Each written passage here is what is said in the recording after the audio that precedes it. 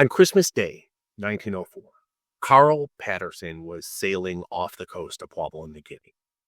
It started out as a normal day for him. He was used to the sea.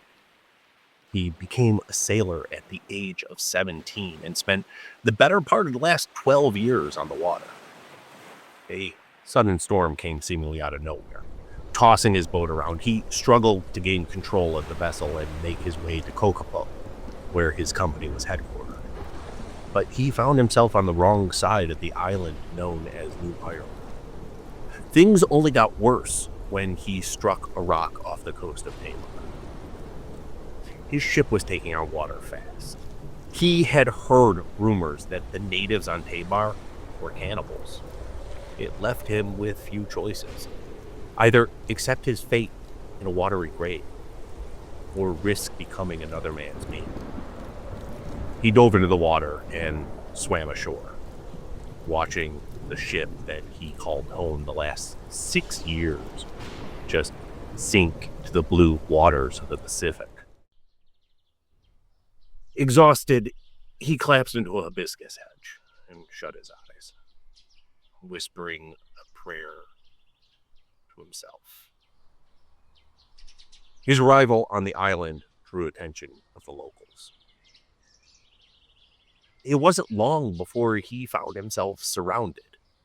Patterson stood up and opened his eyes. And at the sight of him, they all just lowered their weapons. None of them had ever seen a man who looked like him before.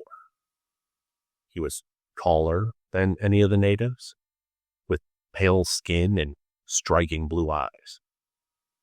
Immediately, they picked up this exotic stranger and carried him to their king, King Lambrish. The king looked him up and down. He asked Carl to justify his life. What could he offer them besides just some sustenance from the meat off his bones? Carl thought quickly. He looked around at the coconut trees on the island and thought about the plantations he had seen. He told the king that he could make them rich if they cleared a field and planted the trees. The plan worked. Patterson was allowed to live, and Tamar made money. Lots of money. In time, Carl fell in love with King Lambri's daughter, Princess Singbu. The two married and had 9 children together. When King Lamri passed, Carl ascended to the throne. King Carl was known by his subjects as Strong Charlie. Sadly, the island lacked modern medicine, and his wife passed after their 9th child. Carl left to Sweden, the country where he was born, in search of a new wife, where he met and married Jessica Simpson, or Jessie Simpson, as most records refer to the queen. While he was away looking for love, the coconut sales dipped, but Strong Charlie was able to save Tabar's economy once again when he found gold. Both Carl and his new wife contracted malaria.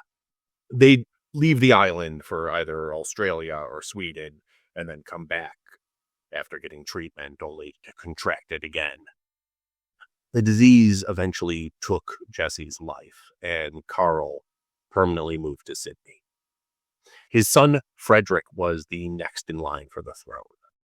He was living in New Zealand, studying medicine, when he got the news.